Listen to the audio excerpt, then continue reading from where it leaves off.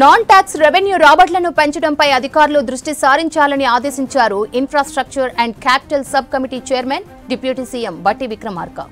గత ప్రభుత్వ పథకాలను ఒక్కటి కూడా ఆపకుండా కొత్తగా 33,600 కోట్ల విలువైన సంక్షేమ పథకాలను అమలు చేస్తున్నామన్నారు బట్టి. 2023-24 ఆర్థిక సంవత్సరంలో ప్రభుత్వానికి వారార్ ఎక్సైజ్ ఆదాయాలు రాకుండా పోయాయన్నారు బట్టి. రైతు భరోసా, ఇందిరమ్మ ఆత్మీయ కానుక, మహాలక్ష్మి, ఉచిత కరెంట్, ఇందిరమ్మ ఇళ్లు సహా పలు కొత్త పథకాలను ప్రజలకు అందిస్తున్నామన్నారు. బడ్జెట్ నిధులు కొన్ని శాఖలు అధికంగా, మరికొన్ని శాఖలకు తక్కువగా అందుతున్నాయన్నారు డిప్యూటీ సీఎం. బడ్జెట్లో అన్ని శాఖలకు సమానంగా పంచాలన్నారు. శాఖల మధ్య ఖర్చు అంతరాలను తగ్గించి అన్నింటినీ ఒకే స్థాయిలోకి తీసుకురావాలని అధికారులకు సూచించారు బట్టి. సెక్రటేరియట్లో అసెట్స్ సబ్ కమిటీ మంత్రివర్గ ఉపసంఘం భేటీలో మంత్రులు, కమిటీ సభ్యులు ఉత్తమ్ కుమార్ రెడ్డి, కోమటిరెడ్డి వెంకటరెడ్డితో కలిసి బట్టి సమీక్ష నిర్వహించారు.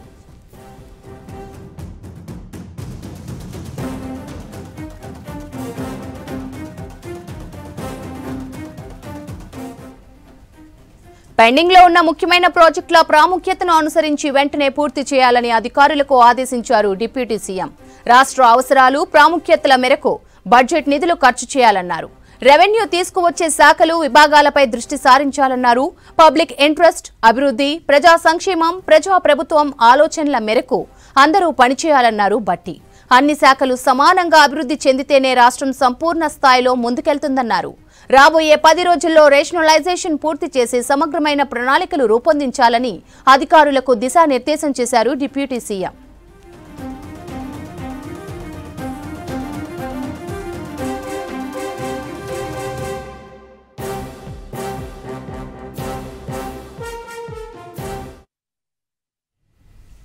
సీఎం రేవంత్ అధ్యక్షతన రేపు కేబినెట్ భేటీ జరగనుంది. బంకచెర్ల సహా స్థానిక ఎన్నికలు, ప్రభుత్వ పథకాలపై చర్చించనున్నారు.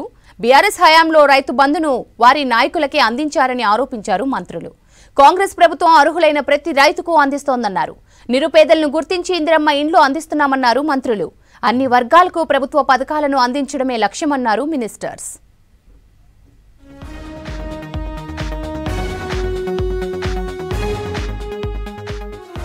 సీఎం రేవంత్ అధ్యక్షతన సోమవారం సెక్రటేరియట్లో మంత్రివర్గ సమావేశం జరగనుంది. మధ్యాహ్నం 3 గంటలకు ఈ భేటీ ప్రారంభం కానుంది. ప్రధానంగా స్థానిక సంస్థల ఎన్నికలు, బనకచెర్ల ప్రాజెక్టు వ్యవహారం, ఫోన్ ట్యాపింగ్, కాళేశ్వరం ప్రాజెక్టు కేసుపై కేబినెట్లో చర్చించనున్నట్లు తెలిసింది. అలాగే ఇందిరమ్మ ఇల్లు, రైతు భరోసా, ప్రభుత్వ పథకాల అమలుపై కూడా మంత్రివర్గం చర్చించనున్నట్టు తెలిసింది. బనకచెర్లపై తెలుగు రాష్ట్రాల మధ్య జల వివాదం నెలకొనడంతో ఈ కేబినెట్ భేటీ ప్రాధాన్యత సంతరించుకుంది. బనకచెర్లను ఎలా అడ్డుకోవాలి, తదుపరి కార్యాచరణ ఏంటనే దానిపై ఈ భేటీలో చర్చకు వచ్చే అవకాశం ఉంది.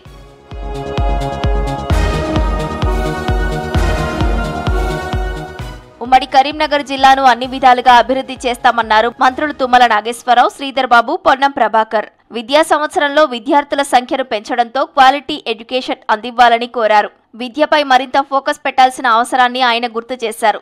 జిల్లా అభివృద్ధి కోసం ఆయిల్ పామ్ సాగు పెంచాలని సూచించారు మంత్రులు. ఇందిరమ్మ ఇండ్ల లబ్ధిదారుల ఎంపిక పారదర్శకంగా జరుగుతుందన్నారు. జిల్లా పర్యటనలో భాగంగా పలు అభివృద్ధి కార్యక్రమాలకు శంకుస్థాపనలు చేశారు మంత్రులు. తర్వాత కలెక్టరేట్లో రివ్యూ మీటింగ్ నిర్వహించారు మంత్రులు. గతంలో జరిగినటువంటి అస్తవ్యస్తమైనటువంటి పరిపాలనకి కొంత ఇబ్బందులు వచ్చినా, కొన్ని పెండింగ్ బిల్స్ ఉన్నా, కొన్ని పెండింగ్ కార్యక్రమాలు ఉన్నా, పెండింగ్ వర్క్స్ ఉన్నా, వీటన్నిటిని సరిదిద్దాల్సినటువంటి అవసరం ఇప్పుడు ఈ ప్రభుత్వం మీద ఉంది. విద్యార్థులకు సంబంధించి, విద్యా వ్యవస్థలకు సంబంధించి మెరుగైన విద్యను అందించడానికి ప్రయత్నం చేసి, అదేవిధంగా ఇందిరమ్మ ఇళ్ళ విషయంలో కూడా స్పష్టతతో రాజకీయాలకు అతీతంగా ఈరోజు పేదవాడు అనేదానికి పార్టీ లేదు. పేదవాడిని గుర్తించి ఎవరికైతే ఇల్లు లేదో మరి ఆ పేదవాడిని గుర్తించే కార్యక్రమం బాధ్యత జిల్లా కలెక్టర్స్ పైన ఉంటుంది. కాకా స్ఫూర్తితో పేదల సంక్షేమం కోసం నిరంతరం పోరాడతామన్నారు మంత్రి వివేక్ వెంకటస్వామి. మాలలు ఆత్మ గౌరవంతో బతకాలని, జాతిని కాపాడుకునే బాధ్యత మనదేనని చెప్పారు. మాలలకు రిజర్వేషన్లు, నిధుల పెంపుకు కృషి చేస్తానని చెప్పారు. బంజారాహిల్స్లోని బంజారా భవన్లో దళిత, కార్మిక, ఉద్యోగ సంఘాల ఆధ్వర్యంలో మంత్రి వివేక్ ను ఘనంగా సన్మానించారు నేతలు. ఇటు సతీష్ మాదిగన ఆధ్వర్యంలో వివేక్ వెంకటస్వామిని ఘనంగా సత్కరించారు. జాతికి ఒక సేవ ఉండాలని చెప్పి ఆ ఆలోచనతోనే చేయడం ప్రారంభం చేసినారు. ఎప్పుడో ఏదో ఒక కార్యాచరణ చేయాలని చెప్పి మా చారిటబుల్ ట్రస్ట్ ద్వారా చాలా పనులు మేము చేస్తూ ఉంటాం. అన్ని కమ్యూనిటీ స్ట్రాంగ్ ఉన్నాయి, మన కమ్యూనిటీ కూడా ఎందుకు స్ట్రాంగ్ ఉండొద్దు, దానికోసము అందరు కూడా దాంట్లో ఒక చెయ్యి వేస్తేనే ఆ కమ్యూనిటీ స్ట్రాంగ్ అవుతుంది. గత బీఆర్ఎస్ సర్కార్ రైతు బంధును సొంత పార్టీ నాయకులకే అందజేసిందన్నారు మంత్రి పొంగులేటి శ్రీనివాసరెడ్డి. బీఆర్ఎస్ తప్పులను ప్రక్షాళన చేసి రైతు భరోసా తీసుకొచ్చామన్నారు మంత్రి. రైతులను ఆదుకోవడమే తమ ప్రభుత్వ లక్ష్యమన్నారు. అర్హులైన నిరుపేదలకు ఇందిరమ్మ ఇండ్లు అందజేస్తామన్నారు పొంగులేటి. రెవెన్యూ సదస్సుల్లో వచ్చిన లక్షలాది భూ అప్లికేషన్లను పరిష్కరిస్తామన్నారు. నల్గొండ జిల్లా నకిరేకల్లో జరిగిన ఇందిరమ్మ ఇండ్ల పట్టాల పంపిణీలో పాల్గొన్నారు మంత్రి పొంగులేటి శ్రీనివాసరెడ్డి. పేదవాడి చిరకాల కోరిక, చిన్న కోరిక, వాళ్ళ కళ ఇందిరమ్మ ఇల్లు ఇచ్చే దాంట్లో భాగంగా మొదట విడత 4,50,000 ఇల్లు ఇస్తూ ప్రతి నియోజకవర్గానికి 3,500 ఇచ్చాం. ఈ రాబోయే 3.5 సంవత్సరాలలో తల తాకట్టు పెట్టైన 20 లక్షల ఇల్లు ఈ రాష్ట్రంలో కట్టిస్తాము. కల్తీ లేకుండా ఉంటే కళ్ళు ఔషధం లాంటిదన్నారు మంత్రి పొన్నం ప్రభాకర్. అందుకే ప్రభుత్వ స్థలాల్లో ఈత, తాటి మొక్కల్ని నాటుతున్నట్లు తెలిపారు. కరీంనగర్ చింతకుంట చౌరస్తాలో సర్దార్ సర్వాయి పాపన్న గౌడ్ విగ్రహావిష్కరణను చేశారు మంత్రి పొన్నం. ఈత మొక్కలు సిద్ధంగా ఉన్నాయని, గౌడ సంఘం నేతలు ప్రభుత్వ స్థలాలను గుర్తించి అధికారుల దృష్టికి తీసుకురావాలని చెప్పారు. చింతకుంటలో కల్లు కాంపౌండ్ నిర్మించుకుంటే 5 లక్షలు కేటాయిస్తామన్న మంత్రి సర్వాయి పాపన్న స్ఫూర్తిని అందరూ అందిపుచ్చుకోవాలని పిలుపునిచ్చారు. కళ్ళు దుకాణాలు ఇక్కడ చింతకుంటే ఇక్కడ కళ్ళు దుకాణం ఉండే, నేను ఇమీడియట్ గా ఒక 15 లక్షల రూపాయలు శాంక్షన్ చేస్తాను ముందట. అంటే ఇప్పుడు బార్స్ లేకపోతే ఎట్లయితే ఉన్నాయో కళ్ళు కూడా అత్యంత ప్రాధాన్యతమైనటువంటి ఒక ఔషధం లాంటిదే, కల్తీ లేకుండా ఉన్నప్పుడు. కాబట్టి కల్తీ లేకుండా ఇక్కడ ఒక మంచి కళ్ళు మండవ చేసుకోండి. బసవతారకం 25వ వార్షికోత్సవంలో పాల్గొన్నారు వైద్యశాఖ మంత్రి దామోదర రాజనరసింహ. క్యాన్సర్ పేషెంట్లకు బసవతారక హాస్పిటల్ అందిస్తున్న సేవలు అద్భుతమన్నారు దామోదర. ప్రతి ఏటా క్యాన్సర్ కేసులు పెరుగుతున్నాయని చెప్పారు. బోధన హాస్పిటల్స్ లో క్యాన్సర్ చికిత్స అందించే అంశాన్ని పరిశీలిస్తున్నామని చెప్పారు. The next phase of our journey must be powered by innovation, expanded outreach and strong partnerships, both public and private, that bring quality cancer care to every corner of Telangana. I once again congratulate the Basavatarakam team on reaching this remarkable milestone. Banakacherla ప్రాజెక్టును అడ్డుకోవడానికి ఎంతకైనా తెగిస్తామని హెచ్చరించారు మంత్రి ఉత్తమ్. తెలంగాణకు న్యాయం కోసం ఇప్పటికే కేంద్రాన్ని సంప్రదించామని, కేంద్రం న్యాయం చేయకపోతే సుప్రీంకోర్టుకు సైతం వెళ్తామని చెప్పారు.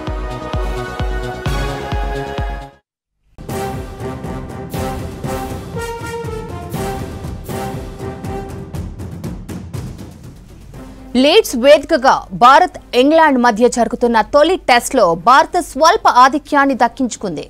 మొదటి ఇన్నింగ్స్లో ఇంగ్లాండ్ 465 పరుగులకు ఆలౌట్ అయింది.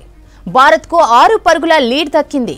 మూడో రోజు ఆటలో 5 వికెట్లు నష్టపోయి 327 పరుగులతో రెండో సెషన్ను ప్రారంభించిన ఆతిథ్య జట్టు మరో 138 పరుగులు జోడించి మిగిలిన 5 వికెట్లు కోల్పోయింది. హ్యారీ బ్రూక్ 99 పరుగులు చేసి ఒక్క రన్ దగ్గర సెంచరీ మిస్ చేసుకున్నాడు. Jamie Smith 40, Chris Woakes 38 runs చేశారు. బెన్ స్టోక్ 20, బ్రైడన్ కార్స్ 22 పరుగులు చేశారు. భారత బౌలర్లలో జస్ప్రీత్ బుమ్రా 5 వికెట్లు పడగొట్టగా ప్రసిద్ధ్ కృష్ణ 3 వికెట్లు, సిరాజ్ 2 వికెట్లు తీశారు. రెండో రోజు సెంచరీ చేసిన ఓలీ పోప్ మూడో రోజు ఆట మొదలైన కాసేపటికే రిషబ్ పంత్కి క్యాచ్ ఇచ్చి పెవిలియన్ చేరాడు. రెండో రోజే బెన్ డకెట్ 62 పరుగులు చేశాడు. ఇక ఫస్ట్ ఇన్నింగ్స్ లో టీమిండియా 471 పరుగులకు ఆలౌట్ అయింది. ఇక టీ బ్రేక్ తర్వాత టీమిండియా రెండో ఇన్నింగ్స్ ప్రారంభించింది.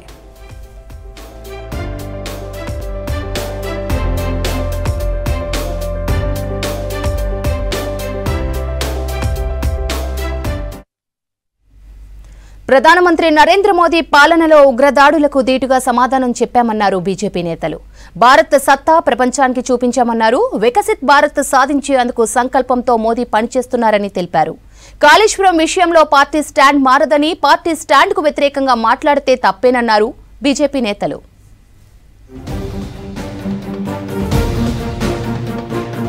కాంగ్రెస్ పాలనలో దేశంలో అన్ని కుంభకోణాలేనని అన్నారు కేంద్ర మంత్రి కిషన్ రెడ్డి. కానీ ప్రధాని మోదీపై ఒక్క అవినీతి మరక కూడా లేదని చెప్పారు. గతంలో పాకిస్తాన్ ఐఎస్ఐతో చాలా ఇబ్బందులు పడ్డామన్నారు. హైదరాబాద్ సహా అన్ని పట్టణాల్లో పాక్ ఉగ్రదాడులు చేసిందన్నారు. పాక్ దాడులపై నిస్సహాయ పరిస్థితి ఉండేదన్నారు. కానీ మోదీ వచ్చాక ఉగ్రదాడులకు బుద్ధి చెప్పామని, భారత్ సత్తా ఏంటో ప్రపంచానికి చూపించామని తెలిపారు కేంద్ర మంత్రి కిషన్ రెడ్డి. మల్కాజ్గిరి పార్లమెంట్ సెగ్మెంట్ లో బీజేపీ సంకల్ప సభ నిర్వహించారు. ప్రధాని మోదీ 11 ఏళ్ల పాలనను పురస్కరించుకొని వికసిత్ భారత్ సంకల్ప సభ ఏర్పాటు చేశారు బీజేపీ నేతలు. ఒక్క రోజు కూడా నరేంద్ర మోడీ గారి ప్రభుత్వం అవినీతి ప్రభుత్వం అనో, నరేంద్ర మోడీ గారి ప్రభుత్వం ₹1 దుర్వినియోగం చేసిందనో ఏ ఒక్కరు కూడా ఈ దేశంలో విమర్శించలేదంటే దానికి నరేంద్ర మోడీ గారి నాయకత్వము నీతివంతమైనటువంటి నాయకత్వం అని చేస్తుంది. అప్పుడున్నటువంటి ప్రధాని, అప్పుడున్నటువంటి పార్టీలు ఏ రోజు కూడా ఉగ్రవాద కార్యక్రమాలు జరిగితే మన పోలీసులు కావచ్చు, మన సైనికులు కావచ్చు, మన సివిలియన్స్ కావచ్చు, ఎవరి మీద దాడి జరిగినా ఏమీ చేయలేనటువంటి నిస్సహాయ పరిస్థితులు ఉండి, కానీ ఈ రోజు నరేంద్ర మోడీ గారి నాయకత్వంలో ఏ రకమైనటువంటి మార్పు వచ్చిందో మనకు తెలుసు. వికసిత భారత్ సాధించేందుకు సంకల్పంతో మోదీ పనిచేస్తున్నారని అన్నారు బీజేపీ జాతీయ ప్రధాన కార్యదర్శి, రాష్ట్ర వ్యవహారాల ఇన్ఛార్జ్ సునీల్ బన్సాల్. 2045 వరకు వికసిత్ భారత్ ఏర్పాటు తప్పకుండా జరుగుతుందన్నారు. ప్రధాని మోదీ ఆశయాలను నెరవేర్చే బాధ్యత మన అందరిపైన ఉందని తెలిపారు. ముస్లిం ఓటు బ్యాంకు కోసం బీసీల హక్కులను కాలరాస్తూ రేవంత్ రెడ్డి కులగణన చేశారని ఆరోపించారు బీజేపీ రాజ్యసభ సభ్యులు లక్ష్మణ్. స్వతంత్రం తర్వాత మొదటిసారిగా మోదీ కులగణన చేయాలని నిర్ణయించారని తెలిపారు బీజేపీ లీడర్స్. भारत को एक विकसित भारत बनाने के संकल्प के साथ में काम कर रहे हैं. आज का ये कार्यक्रम भी एक विकसित भारत का संकल्प लेने का कार्यक्रम है. हम सब जानते हैं कि 2047 यानी आजादी के 100 वर्ष पूरा होने तक हमारा यह देश एक विकसित भारत बने, ऐसा एक संकल्प लेकर मोदी जी के नेतृत्व में हम सब ने काम को प्रारंभ किया है. ఇవాళ నరేంద్ర మోడీ గారు ఈ జనగణనలో ఏ కులగణన అంశాన్ని 75 సంవత్సరాల స్వాతంత్ర దేశంలో మొదటి వ్యక్తి ఇవాళ ఆ యొక్క అంశం మీద నిర్ణయం తీసుకొని, ఇవాళ నరేంద్ర మోడీ గారు ఈ నిర్ణయం తీసుకున్న తర్వాత ఒక చరిత్రాత్మక నిర్ణయం ఇది.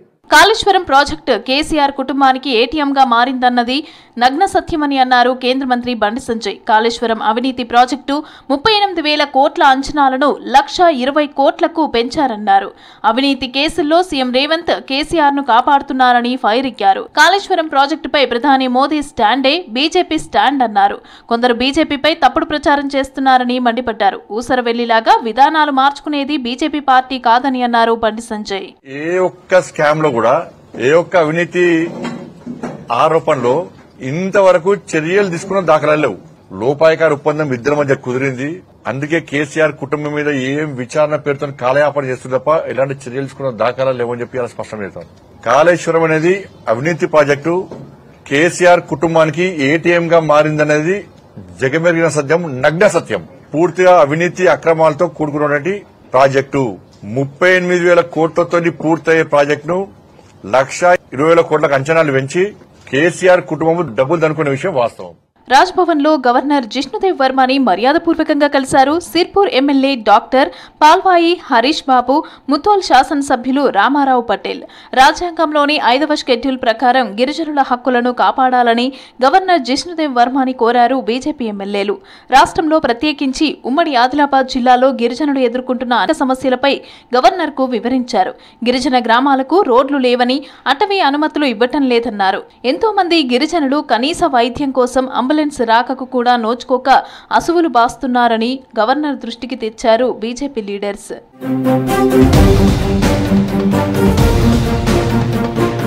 బీజేపీ రాష్ట్ర ఉపాధ్యక్షులు doctor Gangidi Manohar Reddy phone tap అయినట్లు నిర్ధారించింది సిట్. మనోహర్ రెడ్డికి ఫోన్ చేశారు సిట్ అధికారులు. 2-3 రోజుల్లో విచారణకు రావాలని అన్నారు అధికారులు.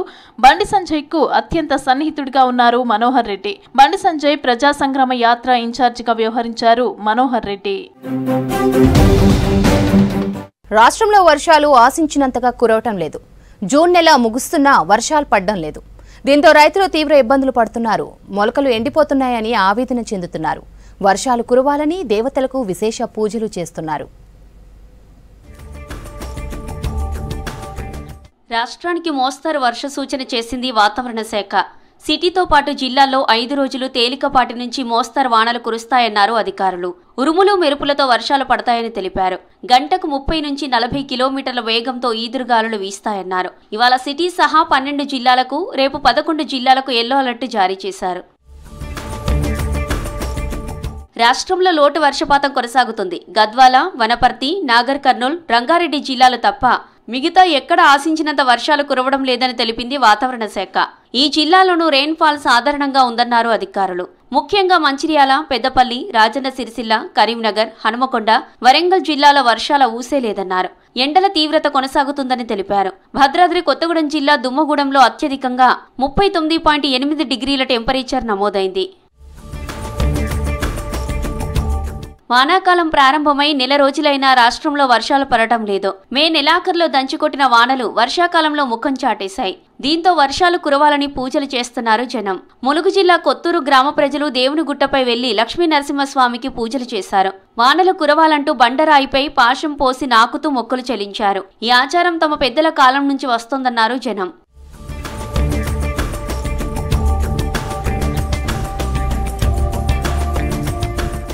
మంచిర్యాల, పెద్దపల్లి జిల్లాల్లో వర్షాలు లేక అన్నదాతలు ఆగమవుతున్నారు. విత్తనాలు మొలకెత్తకపోవడంతో ఆందోళన చెందుతున్నారు. ఎండాకాలంలో ముందస్తు వర్షాలు పడడంతో 70% మంది పత్తి విత్తనాలు వేశారు. ఇప్పుడు వర్షాలు పడకపోవడంతో మొలిచిన మొక్కలు ఎండిపోతున్నాయి. మరోసారి విత్తనాలు వేసే పరిస్థితి ఏర్పడింది. దీంతో వర్షాలు కురవాలని దేవతలకు పూజలు చేస్తున్నారు. ఉమ్మడి ఆదిలాబాద్ జిల్లాలోనూ ఇదే పరిస్థితి. భూమిలో తేమ లేక పత్తి, సోయా, మొక్కజొన్నల పంటలు ఎండిపోతున్నాయని రైతులు దిగులు పడుతున్నారు. నేను 1 ఎకరన్నర పత్తి పెట్టిన, 4వ తారీఖు అట్లా పత్తి విత్తనాలు పెట్టినాం. ఒకసారి వర్షం పడ్డది, ఇక మళ్ళీ వర్షం పడతలేదు.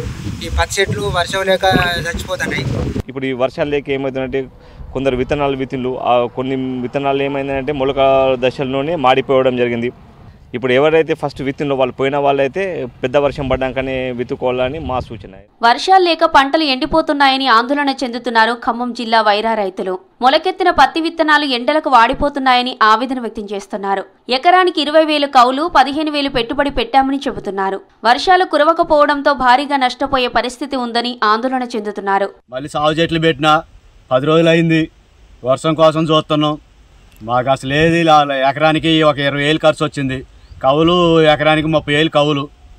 ఈ కవులు తీసుకొని ఇప్పటికే 45,000 అయినాయి మా ఖర్చు ఎకరానికి. వాన అసలు ఎప్పుడో వచ్చింది అనుకుంటే జూన్ నెలలో వచ్చిద్దని వాళ్ళు వాతావరణ శాఖ చెప్పారు.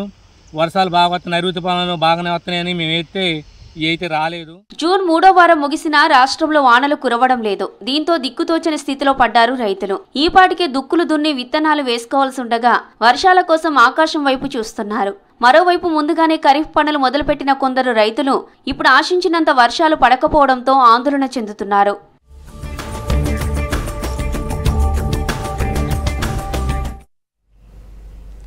ఇరాన్ ఇజ్రాయెల్ యుద్ధంలోకి అమెరికా ఎంటర్ అయింది. ఇరాన్లోని న్యూక్లియర్ కేంద్రాలపై వైమానిక దాడులు చేసింది అమెరికా. ఫోర్డో, నంతాజ్, ఇస్ఫహాన్ అణు కేంద్రాలను ధ్వంసం చేసింది. అమెరికా చర్యలను తీవ్రంగా ఖండించింది ఇరాన్. యుఎస్ పై తీవ్రమైన ప్రతీకార చర్యలు ఉంటాయని హెచ్చరించింది. మరోవైపు టెల్ అవీవ్ పై మిసైల్తో విరుచుకుపడింది ఇరాన్.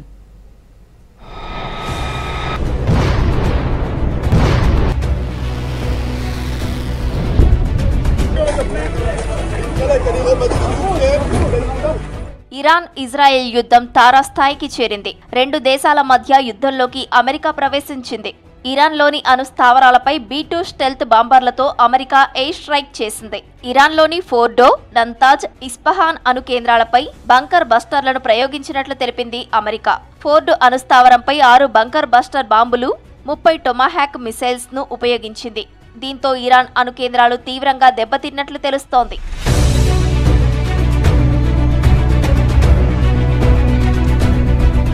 ఇరాన్ అణు కేంద్రాలపై అమెరికా చేపట్టిన దాడులు సక్సెస్ అయ్యాయని తెలిపారు ప్రెసిడెంట్ ట్రంప్. ఇరాన్ గగనతలం బయట నుంచే ఆపరేషన్ చేపట్టినట్లు తెలిపారు. ఈ దాడుల్లో అమెరికాకు ఎలాంటి నష్టం జరగలేదని చెప్పారు. ఇప్పటికైనా ఇరాన్ చర్చలకు రావాలన్నారు. ప్రతీకార దాడులకు దిగితే ఊహించని పరిణామాలు ఉంటాయని హెచ్చరించారు Trump. Tonight I can report to the world that the strikes were a spectacular military success. Iran's key nuclear enrichment facilities have been completely and totally obliterated. Iran, the bully of the Middle East, must now make peace. If they do not, future attacks will be far greater and a lot easier. తమ అణు కేంద్రాలపై America దాడులను ధృవీకరించింది Iran. Fordow అణు స్థావరం లక్ష్యంగా వైమానిక దాడులకు పాల్పడినట్లు తెలిపింది. నంతాజ్, ఇస్ఫహాన్ అణు కేంద్రాలపైన ఎయిర్ స్ట్రైక్ చేసినట్లు చెప్పింది. అమెరికా దాడులను తమ దేశ సార్వభౌమాధికారంపై దాడిగా అభివర్ణించింది ఇరాన్. అమెరికా దాడులకు ప్రతీకారం తప్పక తీర్చుకుంటామని హెచ్చరించింది. న్యూక్లియర్ సెంటర్లపై అమెరికా దాడులను ఖండించారు ఇరాన్ అధ్యక్షుడు మసౌద్ పెజెష్కియాన్.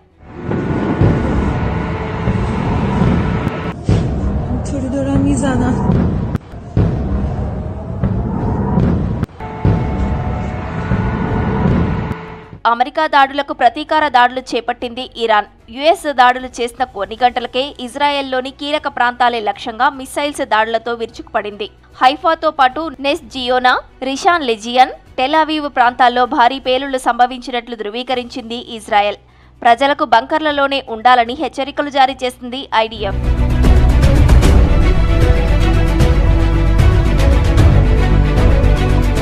ఇరాన్ దాడులతో హై అలర్ట్ ప్రకటించింది ఇజ్రాయెల్. తన గగనతలాన్ని పూర్తిగా మూసివేసింది. కీలక నగరాల్లో ముందస్తు చర్యలు చేపట్టింది. దేశవ్యాప్తంగా స్కూళ్లు, ఆఫీసులకు సెలవులు ప్రకటించింది ఇజ్రాయెల్. కేవలం ఎమర్జెన్సీ సర్వీసులు మాత్రమే కొనసాగేలా ఉత్తర్వులు జారీ చేసింది. ప్రజల భద్రతకే నిర్ణయం తీసుకున్నట్లు తెలిపింది Israel.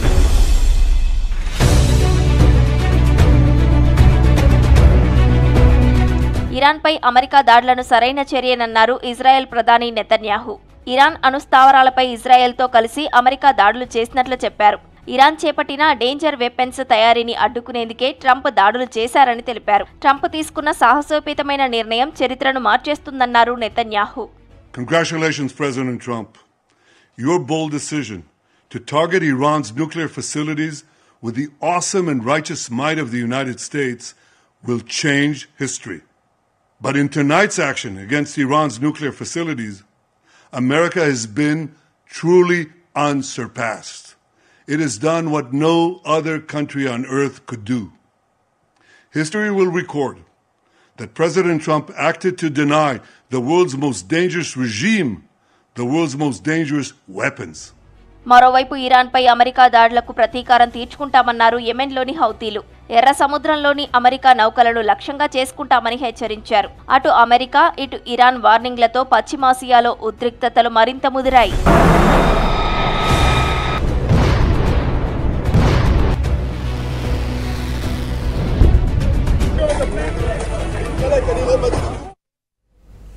That's all for now.